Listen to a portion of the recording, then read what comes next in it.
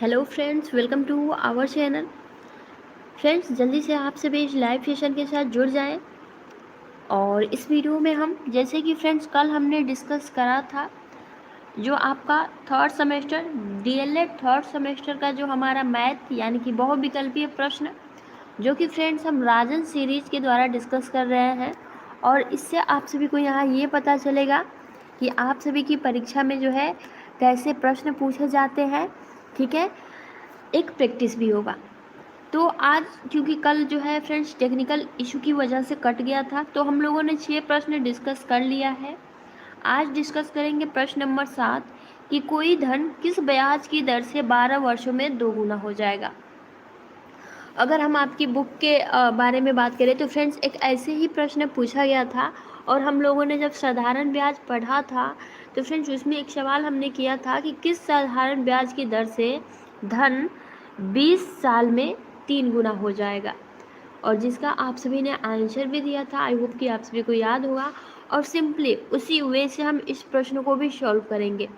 अगर 20 साल में वो 3 गुना होता है तो सिंपली हम क्या कहेंगे, मूलधन बराबर आपका आर मान लेंगे। मिश्रण दर बराबर 3 गुना बोल रहा है तो वहाँ 3R मान लेंगे। ठीक है, पी भी मान सकते हैं, आर भी मान सकते हैं। उसके बाद से साधारण ब्याज यानी कि मूलधन का हमारा सूत्र क्या होता है, तो साधारण ब्याज मतलब प्लस आपका ब्याज। ठीक है, मतलब मूलधन प्लस ब्याज जो है होता है। और जब ब्याज इधर आता है तो माइनस में हो जाता है। तो सिंपली भी हम इस प्रश्न को ऐसे ही सॉल्व करेंगे। जैसे कि देख सकते हैं हमें यहाँ क्या पता चला है फ्रेंड्स, यहाँ आप देख सकते हैं समय हमें पता है, टाइम हमें पता है 12 वर्ष। ठीक है, यहाँ हमारा मूलधन यानी कि जो हमारा P है ये हमें नहीं पता है तो हम इसको R मान लेते हैं। ठीक है, और जो हमारा मिश्रधन है यानी कि यहाँ 2 गुना है तो सिंपली हम मिश्रधन को यहाँ आपका जो मिश्रधन है इसको हम 2x मान लेते हैं। इतना हम सब कर सकते हैं। उसके बाद से मिश्रधन का क्या सूत्र होता है फ्रेंड्स, तो मिश्रधन बराबर आपका होता है मूलधन प्लस आपका एसआई यानी कि साधारण आपका ब्याज का मान। मतलब जब इधर आता है ब्याज तो फ्रेंड्स ये जो आपका में हो जाता है मूलधन। तो सिंपली हम क्या करेंगे फ्रेंड्स, तो सिंपली आप सभी को करना कुछ नहीं है। तो ब्याज बराबर यानी कि आपका एसआई बराबर कितना हो जाएगा, तो 2x माइनस x करेंगे तो आपका कितना बचेगा, यहाँ बचेगा आपका एसआई बच जाएगा 1x। ठीक है, आपका एसआई बच जाएगा 1x। सिंपली अब आपको कुछ नहीं करना है। हमें यहाँ दर पूछा गया है कि किस दर से, तो हम यहाँ दर का फार्मूला अपना लेंगे।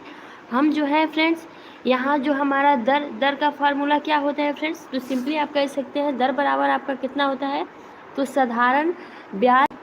ठीक है, साधारण ब्याज इंटू आपका, जैसे कि हम यहाँ लिख सकते हैं आपका यहाँ टाइम दिया है। तो सबसे पहले यहाँ हमें एसआई पता चल गया है यानी कि 1, तो हम यहाँ 1x लिख देंगे। ठीक है, 1x लिख देंगे। और ये हमारा साधारण ब्याज यानी कि ये तो सूत्र में ही आता है 100। ठीक है, और उसके बाद से हमारा क्या आ जाएगा फ्रेंड्स, तो उसके बाद से सिंपली हम यहाँ जो मूलधन हमारा x था उसको हम x मान लेंगे, इंटू करेंगे। और उसके बाद से हम क्या करेंगे, जो हमारा टाइम था 12 वर्ष उसको हम लिख देंगे। तो दर कितना होता है, तो साधारण ब्याज इंटू 100 आपका बाई आपका मूलधन इंटू समय। तो ये आपका सूत्र होता है यानी आपका दर बराबर आर बराबर। अब सिंपली हम इसको कट कर देंगे तो आप 100 को 12 में डिवाइड करेंगे तो फ्रेंड्स कितना आएगा, तो सिंपली अगर आप डिवाइड इसको करते हैं तो फ्रेंड्स 8.33 करके आएगा। ठीक है, 8.33 करके आएगा। सिंपली आप इसको समझ। ठीक है, यहाँ आपका अगर हम यहाँ बात करें आपके ऑप्शन में तो ऑप्शन नंबर इसका राइट हो जाएगा फ्रेंड्स। इसका ऑप्शन समझ नहीं आया, इसमें समझने वाली कुछ बात ही नहीं है। सिंपली हमें क्या करना है, यहाँ 12 वर्ष का 2 गुना पूछा है ना, किस ब्याज की दर से। तो हमें क्या करना है, हमें टाइम पता है, हमें टाइम पता है 12 वर्ष। ठीक है, टाइम पता है। उसके बाद से हमारा जो है मूलधन हमें नहीं पता है यानी कि जो हमारा प्रिंसिपल है वो नहीं पता है, तो हम इसको आर मान लेते हैं। इसको हम आर मान लेते हैं या फिर कहीं कहीं पी भी कुछ भी मान सकते हैं आप, कोई दिक्कत नहीं है। ठीक है, उसके बाद से हम यहाँ का क्या करेंगे, यहाँ 2 गुना लिखा गया है यानी कि मिश्रधन जो है ये आपका 2 गुना है। तो सिंपली मिश्रधन को हम यहाँ 2, यहाँ 2 गुना बोल रहा है तो 2r मान लेंगे, ठीक है। और मिश्रधन का फ्रेंड्स यहाँ सूत्र क्या होता है, तो मिश्रधन बराबर आपका मूलधन, ठीक है, मूलधन प्लस आपका साधारण ब्याज होता है, ठीक है, ऐसा ही होता है। इधर आता है तो ये माइनस में हो जाता है, याद रखिएगा। होगा तो हमारा जो मिश्रधन होगा वो घट जाएगा मूलधन से, तो 2x में, ठीक है, ये हमारा मिश्रधन हो गया, माइनस हमारा x है, तो इसको हम घटाएंगे तो फ्रेंड्स आपको मानना चाहिए जो x है वो 1 है हमारा, तो 2 में से 1 जाएगा यानी कि x जाएगा, तो हमारा यहाँ क्या बचेगा, तो 1x बच जाएगा, ठीक है, 1x बच जाएगा। अब हम इसको छोड़ देंगे यही, क्योंकि ये मतलब ये जो 1x है ये हमारा क्या है, SI है, यानी कि साधारण ब्याज है। अब हम इसको, क्योंकि यहाँ हमारा दर पूछा गया है, तो जो दर का फार्मूला है, जो रेट है उसका हम फार्मूला रख देंगे, तो दर बराबर आपका कितना होता है, तो साधारण ब्याज बराबर, तो साधारण ब्याज आपका 1x है इंटू 100 होता है, ठीक है, और डिवाइड में आपका यहाँ क्या हो जाएगा फ्रेंड्स, मूलधन हो जाएगा, तो मूलधन हमारा x था तो x मान लेंगे, और इंटू आपका टाइम, ठीक है। तो ये तो आप देख सकते हैं इसमें कुछ कटने वाला है नहीं, तो आप सिंपली 100 से मतलब 100 में 12 को डिवाइड करेंगे तो 8.33 करके ऑप्शन आएगा, तो आप ऑप्शन के हिसाब से देख लीजिए कि 8 के नज़दीक कौन है, तो सिंपली आप 8 का आंसर टिक कर सकते हैं, कोई दिक्कत नहीं होगी, आप सभी को कोई भी दिक्कत नहीं होनी चाहिए।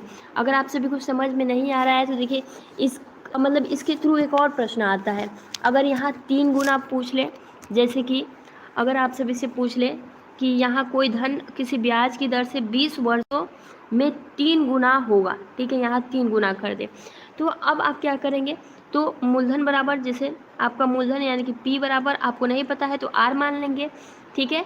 उसके बाद से मिश्रधन हम मान लेंगे, यहाँ 3 गुना कहा गया है तो मिश्रधन हम यहाँ मान लेंगे, मिश्रधन बराबर आपका 3R हो जाएगा, ठीक है। इतना आप सभी को समझ में आ जाएगा, कोई दिक्कत नहीं है। उसके बाद से क्या करेंगे फ्रेंड्स, उसके बाद से हमें कुछ करना नहीं है, हमें जब पता है, क्योंकि फ्रेंड्स कुछ कॉन्सेप्ट आप सभी को याद रखने चाहिए, ठीक है।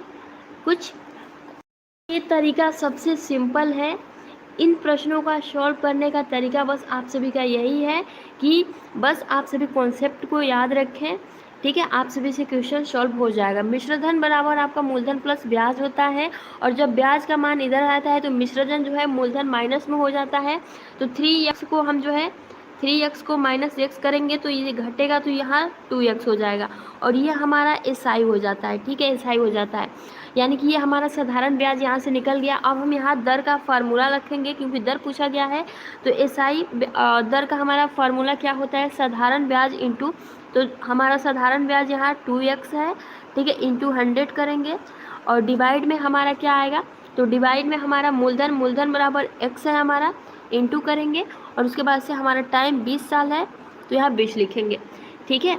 अब इसमें आप सभी को कुछ नहीं करना है, यहाँ 0 से 0 कट जाएगा, 2 से 2 कट जाएगा, और सिंपली आपका यहाँ आंसर क्या हो जाएगा, 10 हो जाएगा, ठीक है, यहाँ आपका आंसर 10 हो जाएगा, और ऐसे ही आप सॉल्व कर सकते हैं, ठीक है। देखिए डायरेक्ट वाली बात तभी होगी जब आपको फॉर्मूला याद रहेगा। चलिए नेक्स्ट प्रश्न की तरफ बढ़ते हैं, एक दो बारी, क्योंकि इन सवालों में प्रैक्टिस की ज़रूरत होती है, वो चाहे, और ख़ासकर आपका जब चक्रवृद्धि ब्याज आए तो फ्रेंड्स इसमें प्रैक्टिस की ज़्यादा ज़रूरत होती है, और लंबा प्रोसेस होता है, हमने प्रीवियस वीडियो में जाना भी था। चलिए प्रश्न नंबर 8 है, 4 महीने में 50 रुपये का 1 पैसा प्रति रुपया यानी प्रति महीने की ब्याज की दर से होगा। अब देख सकते हैं यहाँ पूछा जा रहा है कि 4 महीने में, यानी कि 50 का 1 पैसा, यानी कि आप देख सकते हैं 1 रुपया अगर होगा तो प्रति महीने 1 पैसा उस पर ब्याज की दर से मतलब लिया जा रहा होगा। तो यहाँ ये पूछ रहा है कि 4 महीने का कितना होगा, ठीक है, यहाँ आप सभी से पूछ रहा है कि 4 महीने का कितना, क्योंकि ये बहुविकल्पीय है आप सभी का, तो जब हमें पता है कि 1 पैसा प्रति महीना कर रहा है तो यहाँ 50 दिया है, तो सिंपली 50 इंटू 4 कर देंगे, हमारा आंसर यहाँ 200 आ जाएगा। और फ्रेंड्स 200 पैसा आएगा, यानी कि यहाँ रुपया में हमें आंसर देना है, तो 100 पैसे का 1 रुपया होता है, तो यहाँ 200 आया है, तो यहाँ आपका 2 रुपया हो जाएगा, और इसका राइट आंसर 100 हो जाएगा। आई होप कि आप समझ गए होंगे। क्योंकि 1 रुपये, देखिए यहाँ दिया है कि रुपया प्रति महीने की ब्याज दर से, यानी कि 1 रुपये है और हर महीने 1 पैसा दे रहा है उसमें से, तो यहाँ 50 पैसा है। तो सिंपली 4 मंथ में हम इंटू कर देंगे और ये हमारा सही हो जाएगा, आंसर आ जाएगा। ठीक है, सही तो दिख रहा है हल्का। उसके बाद से फ्रेंड्स, ये प्रश्न हम लोगों ने प्रीवियस वीडियो में डिस्कस भी करा था। जैसे देख सकते हैं स्क्रीन पर, 1000 का 10% वार्षिक ब्याज की दर से 2 वर्ष के चक्रवृद्धि व साधारण ब्याज का अंतर बताइए। हालांकि फ्रेंड्स, ये प्रश्न आप सभी को पहले भी बता दिया गया है, और देखिए इस प्रश्न को अगर हम यहाँ सॉल्व करेंगे तो बहुत लंबा टाइम लग जाएगा और कहीं कहीं यहाँ इतना स्पेस भी नहीं है। ठीक है, तो इसका बस आप सभी आंसर जान लीजिए, बाकी जब थ्योरी कराई जाएगी, प्रैक्टिस सेट कराया जाएगा, तब आप सभी को करा दिया जाएगा। ठीक है, तो प्रश्न नंबर 9 का आपका आंसर हो जाएगा 100, यानी कि 10% आपका यहाँ 10 रुपये अंतर आएगा। ठीक है, तो इस क्वेश्चन को आप सभी फ्रेंड्स प्रीवियस वीडियो देखेंगे तो बहुत ही इजीली सॉल्व कर सकते हैं। ठीक है, और यहाँ आप सभी को लंबा प्रोसेस और इन सवालों में प्रैक्टिस की ज़रूरत होती है। प्रश्न नंबर आपका 100 का 10%, देख सकते हैं 100 का 10% वर्ष की दर से 1 वर्ष का चक्रवृद्धि ब्याज क्या होगा। अब देखिए फ्रेंड्स, इसमें आप सभी को ज़्यादा दिमाग नहीं लगाना है। अगर आपने साधारण ब्याज और की वीडियो देखा है तो आप सिंपली इसमें ये कह सकते हैं, क्योंकि यहाँ एक चक्रवृद्धि ब्याज पूछा गया है और हमको क्या पता है फ्रेंड्स कि पहली साल की साधारण ब्याज और चक्रवृद्धि ब्याज समान होती है।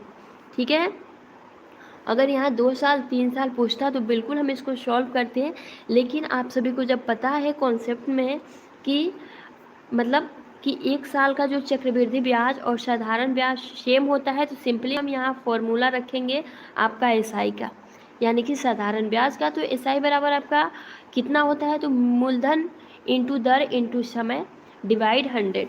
तो सिंपली हम इसको ऐसे ही रख देंगे, मूलधन यानी कि आपका मूलधन कितना होगा, 100 होगा, तो यहाँ 100 रखेंगे और उसके बाद से इंटू करेंगे आपका रेट कितना है, यानी कि दर कितना है, तो आपका 10% है, इंटू करेंगे और यहाँ टाइम कितना है, तो 1 वर्ष दिया है तो 1 वर्ष लिखेंगे और यहाँ हमारा 100 हो जाएगा।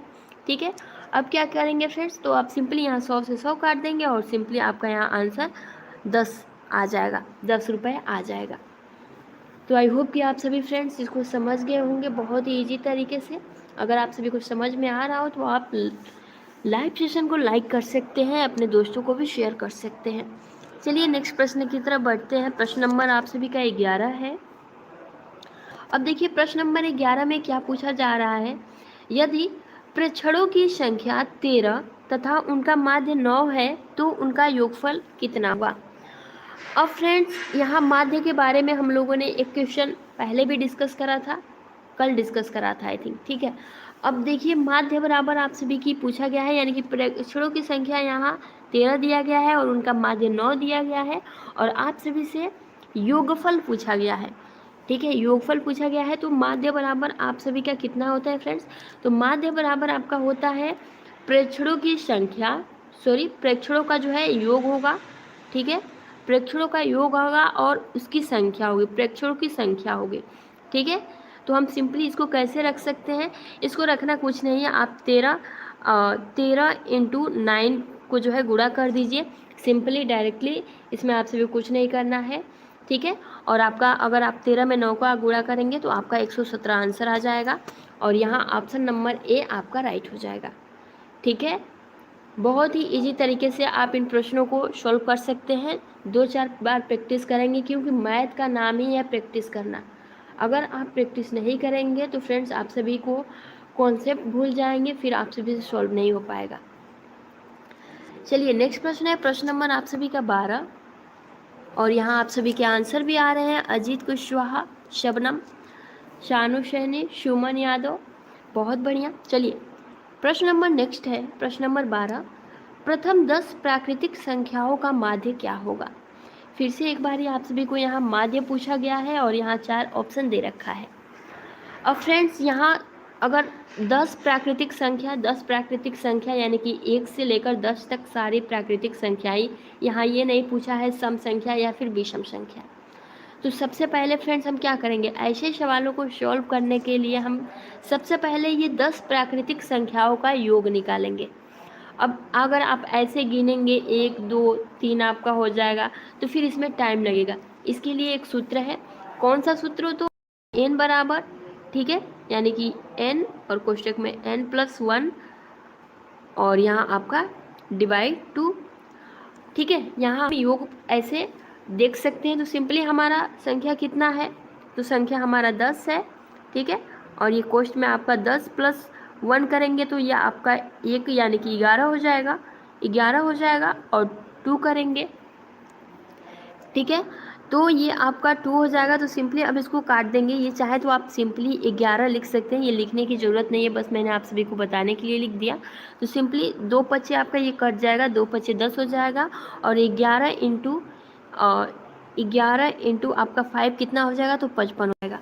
तो यहाँ हमें ये पता चल गया कि प्रथम जो है 10 प्राकृतिक संख्याओं का योग जो है 55 है, ठीक है।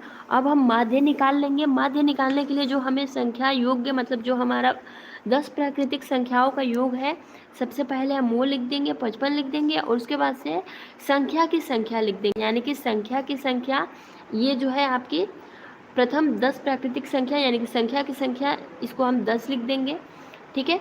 अब इसको अगर आप भाग देंगे, अगर आप ऐसे भाग देते हैं तो ये आपका जाएगा 5 बेर में, ठीक है, यानी कि 50 हो जाएगा, फिर दशमलव लेंगे, फिर 50 हो जाएगा, फिर 5 बार में ये कट जाएगा।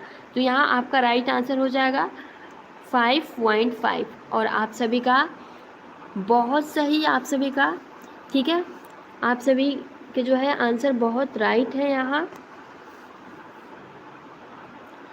नेक्स्ट है आप सभी का फ्रेंड्स, आई होप कि आप सभी को समझ में आ।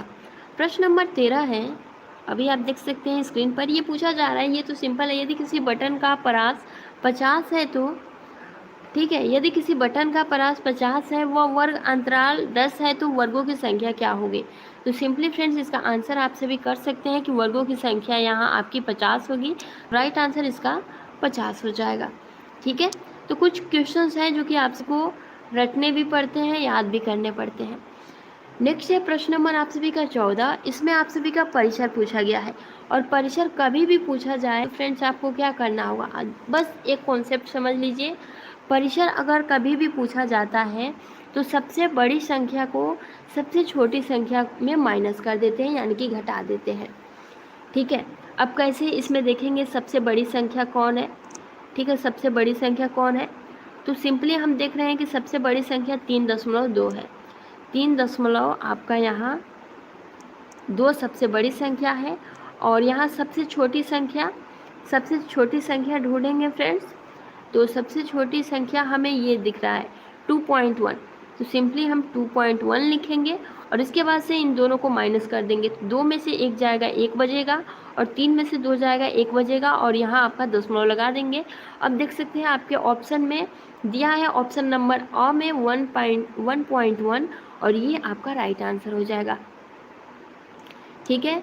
परिसर अगर आप सभी से पूछे तो सबसे पहले सबसे बड़ी संख्या ढूंढिए, उसके बाद से सबसे छोटी संख्या ढूंढिए और माइनस कर दीजिए।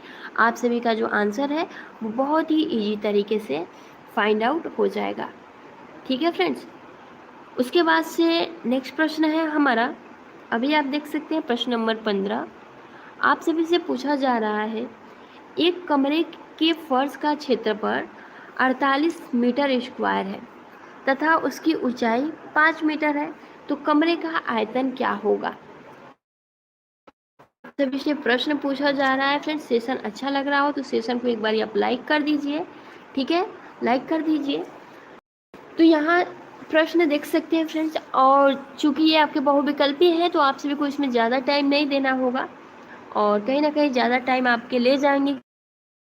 विकल्पीय में भी बहुत कैलकुलेटिव प्रश्न पूछ देते हैं, ठीक है। तो यहाँ अनु राय कर रही है 240। तो 240 कैसे आया है ये हम वो जान लेते हैं फ्रेंड्स। कभी भी आप सभी को पता है कि कमरे का आप सभी को दे दिया गया है 48 मीटर स्क्वायर, ठीक है, और उसकी ऊंचाई हमें दे दिया गया है 5। तो अब हमें आयतन पूछा है, तो आयतन जानने के लिए हम सिंपली क्षेत्रफल और ऊंचाई में गुणा कर देंगे और ये हमारा आंसर आ जाएगा। ठीक है, सिंपल हम क्या करेंगे, आयतन पता करने के लिए क्षेत्रफल और ऊंचाई को आपस में गुणा करेंगे और जब 48 को 5 में गुणा करेंगे तो आपका 240 मीटर क्यूब आ जाएगा और यही आप सभी का राइट आंसर है। ठीक है, यही आप सभी का आंसर है। तो ऑप्शन नंबर ब आपका यहाँ राइट हो जाएगा। ठीक है, उसके बाद से फ्रेंड्स नेक्स्ट प्रश्न है आप सभी का प्रश्न नंबर 16 और देख सकते हैं क्या पूछा गया है कि एक बेलनाकार बर्तन की त्रिज्या r व ऊंचाई 5r है तो उसका वक्र पृष्ठ क्या होगा। आप सभी से यहाँ वक्र पृष्ठ पूछा जा रहा है। अब वक्र पृष्ठ जब पूछा जा रहा है तो सबसे पहले फ्रेंड्स वक्र पृष्ठ का मान भी आप सभी याद रखिए। वक्र पृष्ठ का जो मान होता है आपका, ये मान होता है 2 पाई, ठीक है, 2 पाई r इंटू हाइट यानी कि h। ठीक है, अब हम इस फॉर्मूले पर आपका जो है रख देते हैं। कैसे, तो यहाँ हमारा 2h हो जाएगा, 2 आपका 2 पाई हो जाएगा। ठीक है, और ये आपका गुणा मतलब r हो जाएगा इंटू h आपका दे रखा है, h दे रखा है 5, तो यहाँ हम 5 लिख देंगे, 5r। ठीक है, अब उसके बाद से हम क्या करेंगे फ्रेंड्स, उसके बाद से हमें कुछ नहीं करना है, 2 और 5 को आपस में गुणा करेंगे तो कितना आएगा, तो 2 5 कितना होता है फ्रेंड्स, तो 10 हो जाएगा। ठीक है, 10 हो जाएगा, 10 पाई r स्क्वायर, ये आपका राइट आंसर हो जाएगा। ठीक है, ये आपका राइट आंसर हो जाएगा। मैम ये क्वेश्चन आएंगे पेपर में क्यों, मतलब आपके पेपर के थ्रू ही, क्योंकि सीरीज में ऐसे ही प्रश्न दिए जाते हैं जो कि आपके पेपर में पूछे जाते हैं। और फ्रेंड्स आपके डीएलएड थर्ड सेमेस्टर की बात करें तो कहीं ना कहीं मैथ ज़्यादा कैलकुलेटिव आता है, वो चाहे बहुविकल्पीय हो या फिर शॉर्ट हो या फिर आपका लॉन्ग क्वेश्चन हो। तो बात यही है कि प्रैक्टिस जब तक आप नहीं करेंगे तब तक आप सॉल्व नहीं कर पाएंगे।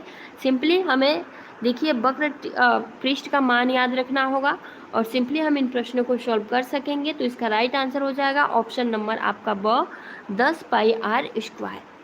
ठीक है, तो आई होप कि फ्रेंड्स आप इसको बहुत ही इजी तरीके से समझ रहे होंगे। ठीक है, आई होप कि आप सभी इसको बहुत ही इजी तरीके से समझ रहे होंगे। नहीं, ज़रूरी नहीं है कि यही आए, लेकिन पैटर्न सेम रहेगा। नेक्स्ट है आप सभी का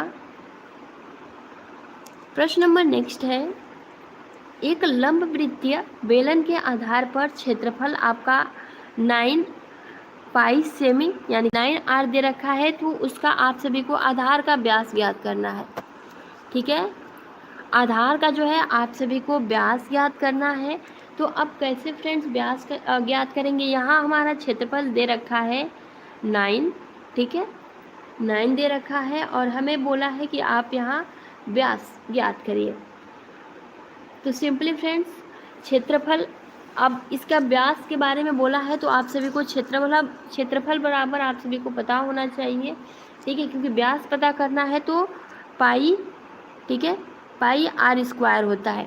ठीक है, पाई r स्क्वायर होता है और यहाँ हमारा क्षेत्रफल 9 आप देख सकते हैं पाई दे रखा है, तो सिंपली आप देख सकते हैं इसको हम यहाँ रख देंगे 9 पाई और यहाँ पाई से पाई कटेगा। ठीक है, पाई से पाई कट जाएगा और आपका जो आंसर है वो बहुत ही इजी तरीके से आ जाएगा। ठीक है, बहुत ही इजी तरीके से आप सभी का जो है आंसर यहाँ देखने को मिल जाएगा। तो आई होप फ्रेंड्स इसको लेकर आप सभी के मन में कोई भी डाउट नहीं होगा। सिंपली इसका आंसर आप राइट आंसर कर सकते हैं 6 सेंटीमीटर। ठीक है, 6 सेंटीमीटर आप इसका राइट आंसर कर सकते हैं। अब देखिए फ्रेंड्स यहाँ कुछ दिक्कतें आ रही हैं अभी। तो अभी